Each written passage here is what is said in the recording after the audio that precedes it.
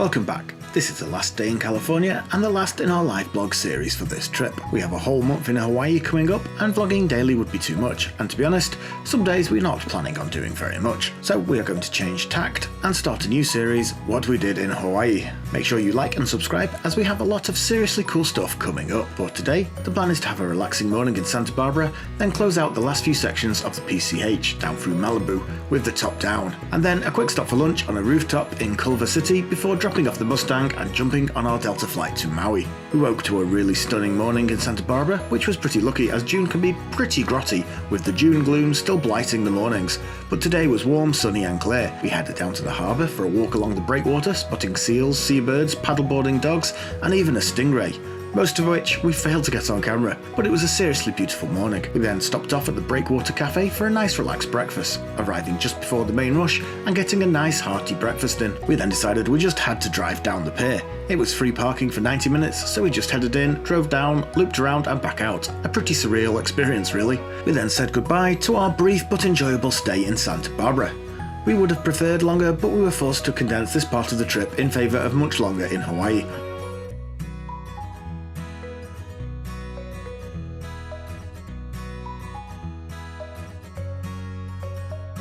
So we were back on the 101 along the coast road as far as Ventura and Oxnard. Along this part of the PCH, the 101 takes over from Route 1, and the ground is covered quickly while remaining scenic and coastal. At Oxnard, we veered off the 101 as Route 1 starts back up. The 101 would have been faster into LA, but we wanted to hook the coast. Here, the Santa Monica Mountains rise up to the left and the coast road becomes very scenic again as it passes through Malibu, with the multi-million-dollar beach houses lining the seafront. We passed the legendary Neptune's Net, but didn't stop this time as we have dined there many times in the past.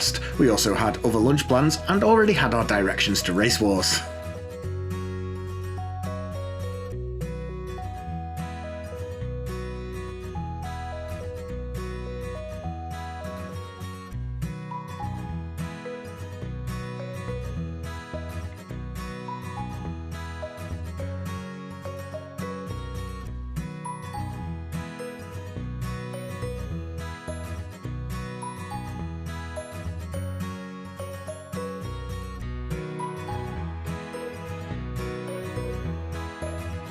Eventually we arrived in Culver City, a part of LA that has had a major makeover in recent years, and we headed to the new rooftop restaurant of Margot.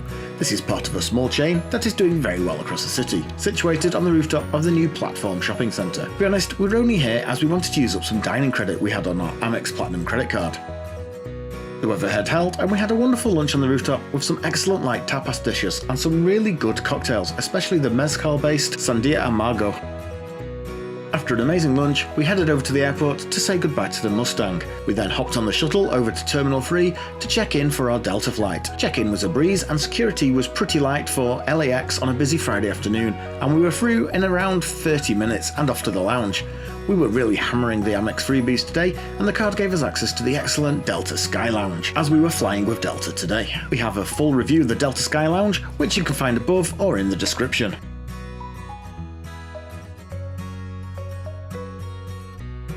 After a few hours trying out the free part of the menu, and only really sampling the food as we were still well fed from Margot, we headed off to boarding. Here we had some issues as we were flying in economy and ended up getting a late boarding group. Not really a problem, we were in no rush to get aboard, but it meant we were required to check Kate's carry-on. This was really annoying as we go with the attitude that we do not check anything we can't bear to lose, meaning there is some pretty important stuff in Kate's bag, which by the way is well below the airline requirements, unlike many people's hulking great bags. We unloaded the essentials into carrier bags and boarded. It's just lucky they didn't ask to check my carry-on as that has around 15k's worth of camera gear in it, and that was not happening. Anyway, once on the plane, we settled down into the free formation of this Delta A321neo.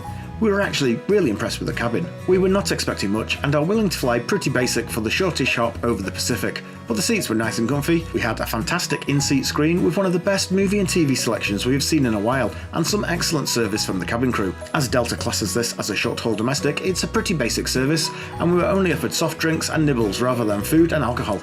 But we had imbibed plenty at the lounge, and were happy just being refreshed as we relaxed our way to Hawaii. There were drink and food items to buy, but we were okay for the duration. The flight over was pretty easy with the excellent entertainment system. The only worry we had was the absolutely impenetrable cloud layer that blanketed the Pacific Pacific the whole way there. We literally didn't see the ocean surface the whole way, which did not bode well for the tiny speck of land right in the middle of it that we were flying towards. Would it be cloudy there the whole time?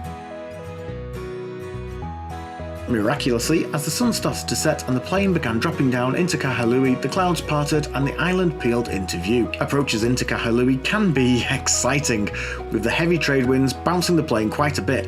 But this one was fine and we were on the ground and off the plane in no time. The bags arrived promptly and we were out into the balmy Maui evening air. First stop, Avis to pick up the rental. Unfortunately, the funky new tram system they built linking the terminal to the rental car centre was broken, so we had to make the 10-minute hike on foot. When we arrived, we were quickly processed and were promptly given the keys to our steed for the next 12 days, a shiny red Dodge Charger. Cue more Fast and Furious jokes from me and many eye rolls from Kate. And with that, we were off into the night. This is our first time back on Maui since the fires that ravaged Lahaina last year, and to be honest, we didn't know what to expect.